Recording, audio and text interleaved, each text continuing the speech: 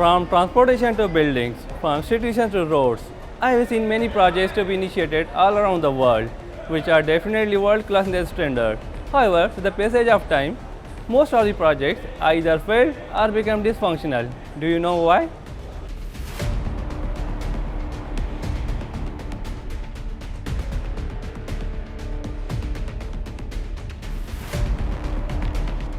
Is it enough to invent something? Is it enough to just create a new thing?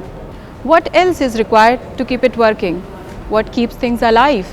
How does any system work for a longer period of time? Let's wonder, let's think, let's imagine.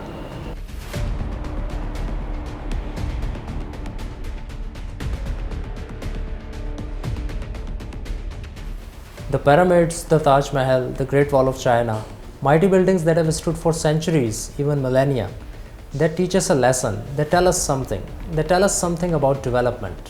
What is that something?